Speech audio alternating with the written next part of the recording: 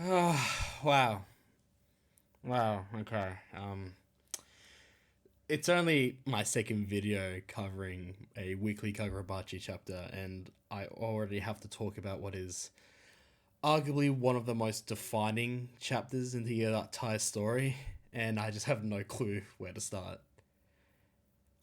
So let's just get into it. So we start off the chapter with Soga describing what it means to be a samurai, describing how life is no more than fuel we burn to achieve the ideal world. So this kind of brings an interesting dynamic with Chihiro and Soga with their respective roles and perceptions as samurai. While they do contrast each other, with Soga having this more rigid vision where he alone dictates what is needed to bring out good in the world, contrasting well with Chihiro's more flexible and empathetic version of fighting for other people and the people he cares about to bring about his good into the world. They both have this inherent understanding that their goals will need to be achieved through violence and battling with swordsmanship, and that will weigh whether or not the enchanted blades will continue existing as a defining power in this world. I really like the sentence as well. If our goals are different, we fight to the death, nothing more. But Chihiro, you are my sister's son. If possible, I prefer not to kill you. Throughout this entire fight with Soga, I've really been liking how Akimura has been characterized as a very to-the-point, matter-of-fact person. He holds this very strong black and white view of good and evil where only he, as this symbol seemingly devoid of any human influence, can decide what good and evil can be removed in the world of Kagurabachi. But this eerie sense of humanity that he also has in a way that throughout this entire stretch of chapters, he's been able to talk casually, like actually hold a conversation. He's shown sincerity to Chihiro and how he seemingly almost understands why people would disagree with his worldviews. So when he says he doesn't wish to kill Chihiro since he's his nephew and as of now possibly the only connection we have to his sister and to Chihiro's mum, it shows a fascinating conflict that contradicts with the rest of his set his stone mindset. He does come to the decision with Chihiro at the end of the chapter, foreshadowing. Ooh. But regardless, I think it's just a great insight to Soga's psyche. The two then start off their battle, and I just gotta say, the bottom panel here where they both do their superhero jumps, they just launch poor Samura just away. If he wasn't already bleeding out and like struggling to hold on to your life, he just gets launched across the room. Poor guy. Then we get a title card, N10 versus Magatsumi, with this awesome spread. I love the spreads. I love it when Kagurabachi does these dynamic action spreads with everyone doing their cool poses. With a particular standout in this chapter is just being how the debris is drawn, which I gotta give a shout out to like Hokuzono and also his assistants for this. Usually, from my understanding, I believe they usually get allocated to roles of the background art. Not every single time, but being able to capture the detail of the floating ruins surrounding Chihiro and Soga, it's a lot of work just for one person, so that's why I assume that a lot of the assistants under Hokuzono must have been really helping out, so I gotta give them applaud. We get a short panel of Soga feeling the Magatsu is shaking, with the ending of the last chapter where the N10 clashed with the Magatsumi, proving that yes, the N10 is a threat, which will be emphasized much later. Soga points out that Chihiro in this moment still is suffering from the massive gaping hole that he gave his shoulder and hasn't fully been healed.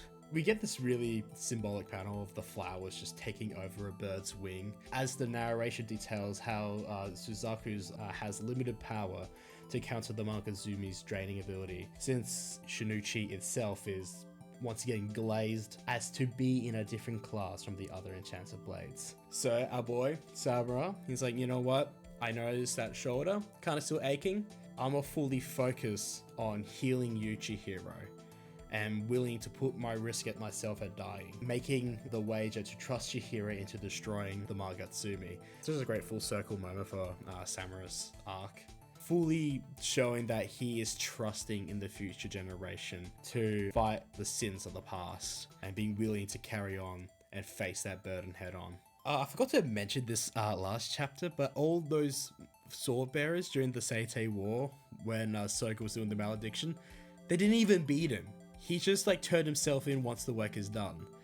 So when Saburo mentions like we weren't able to beat him last time, we weren't able to be on the same field as you, this wager he puts on is just so much more meaningful because he puts in the trust in Chihiro and the Enten's ability to counter the Magatsumi's abilities. We get like great narration on how the Enten is the only blade to rival Magatsumi. And I particularly love this one sentence where in an arena dominated by the Shinichi, he, referring to Chihiro, is the only one who dances freely, as we get 6 Kuros approaching around Soga. And if that wasn't already cool enough to see, Chihiro just says, "It is time to fulfill my mission."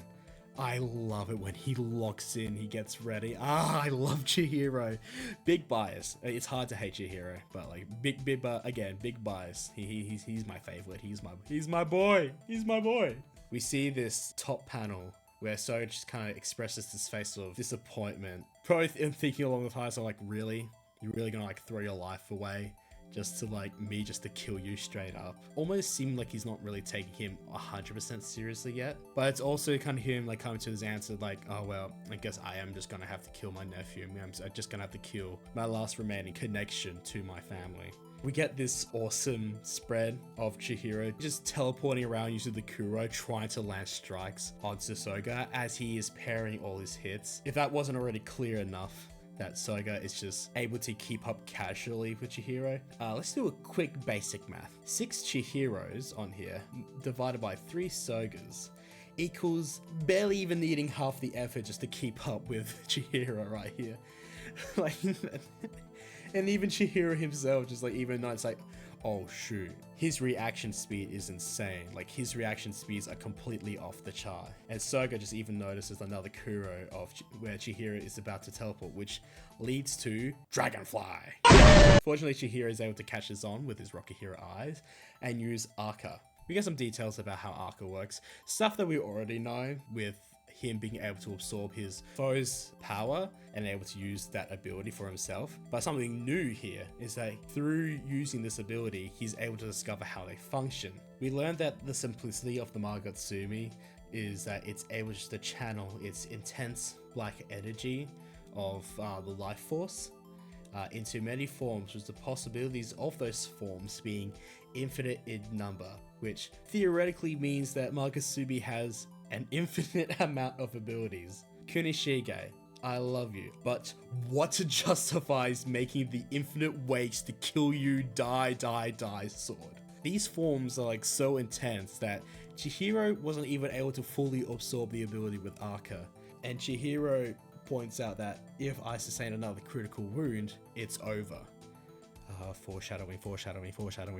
We get a description how the Magatsumi is able to cut through space itself rather than launching a slash attack in a similar manner as Enten, leaving no lag after the blade is swung. And if having a sword that just cuts through space itself wasn't already crazy enough, the narration states that basically you cannot dodge it, with its speed being impossible to describe. Like when you got me looking up the word infinitesimal, sorry if I'm pronouncing it ass by the way, but when you got me looking up words in the dictionary like that, you know that the sword is busted. But Kunishige, love you man, but why wasn't this necessary? Cool butterfly panel though. Through this butterfly, Soga uses a space slash attack against Chihiro.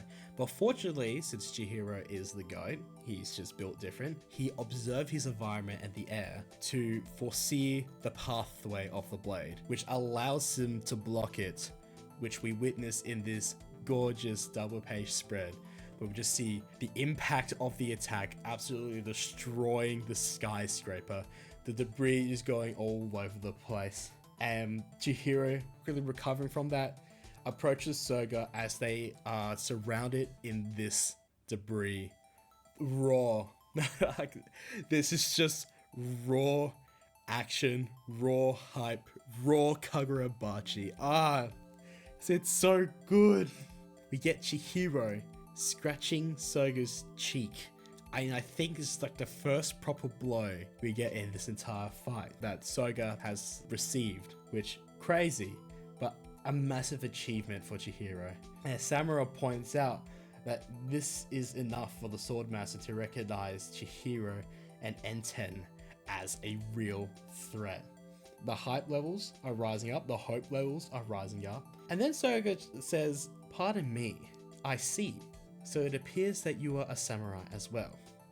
It's cool to see him acknowledge Chihiro as basically a skilled swordsman, but it also means that he is now taking Chihiro seriously.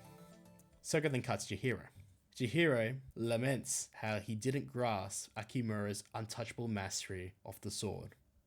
But, you know, it's fine. We got a few pages left. Chihiro can recover from this. Man, he broke it. Like, I knew Chihiro wasn't going to win this fight, but he broke Enten. Like, man, I've already read this chapter like a few amount of times, and I'm still left stunned. I'm still just left frozen. Like, no, this cannot be real. And the crazy thing is, Soga is not using any ability from the Makatsumi. It's just pure swordsmanship, pure like strength that destroys Chihiro's blade. Memories then begin to flash of Chihiro and Kunishige forging the Enten together. The Enten, the last physical and tangible display of his father and their bond. The final cementation of Kunishige's legacy as a famous swordsmith, shattered as if it was nothing. Like, just the expression on Chihiro's face, he's just so struck, distraught. He's just like, Chihiro is just shocked the entire time, and he's not even given a proper time to fully process this when Soga touches his chest and asks, "The heart's on the left, right?" Before proceeding to stab in the heart. Like, if the emotional heartbreak wasn't already won, he had to give him a physical one. Like, jeez, man. Yet, even after taking this fatal blow, Chihiro's eyes is just stuck on the Enten the entire time, as the final panel of this chapter is just of that enchanted blade, broken and falling apart. Amazing chapter, as always. Man, I'm still just left, like, I'm still just left speechless after those last two pages. And like the spread before that. This really opens the pathway a lot with what can be done with the story and the characters in the future. We could potentially get a Chihiro forging arc. I can definitely see that happening. But I'm just thinking, like, since Chihiro is the main character, I know he's going to survive, but I'm just trying to think of how does he get out of this. Like I know that Samura could potentially like just fully sacrifice himself to heal Chihiro one last time, but the blade is broken, and even if he like uses Suzaku to fix the blade, or he uses like a revival Suzaku of some sort, maybe that would have been planned before the fight. Like Chihiro, it's just been proven that he can't beat Soga right now. That failure is just going to be stuck in his mind. And Samura dying as well just would be a little bit dissatisfying at this point in the story, at least, because we just spent the whole Kyoto stretch preventing him from killing himself, from dying, and making sure that he and Iori get to be together, get to have happy moments together. It would be like cool tragedy, I guess, in a sense, but at the same time, I want them to bond more. I want them to have that time to be together more, because I feel like that would be the more satisfying direction for their journey. Oh, and I just have no clue, like, who is gonna stop Soga at this point? Like, because, you know, he's still gonna be out there. He's gonna be out there rampaging, ending his act, and some people say maybe Yura can take over, but the thing is, Yura is getting what he wants right now. He doesn't need to take back his body right now. Soga is doing the actions that Yura wants done. You know, he's actually the change that Yura wants to see in the world. So I can't imagine anyone having the power to beat or at this point just stole him at the moment. Hiyuki could definitely show up as Soul, which I can imagine that happening. But in terms of outright getting a win condition, like beating Akimura, I have no clue. Um, and there's still the whole thing with the Carbonari headquarters. Like the Ishaku are still out there. There's still fights going on inside the Carbonari headquarters. And if Soga, remember, he's probably going to go on to get Hakuri now because he's first on his hit list. And what I'm scared about is that Hakuri might not be able to use his abilities to hide away or to evade Soga's attack because we learnt this chapter Sogen can cut through space. And what if that is used as a way to infiltrate or harm Hakuri when he's in the vault space? This chapter does an amazing job at like instilling dread. We're at the lowest point possible. It's hard to imagine like how do we even get out of this? It seems nigh on impossible. Things are looking really doom and gloom, but once again, it's an amazing chapter, and I need next week to come as soon as possible, just so we can see how this story continues.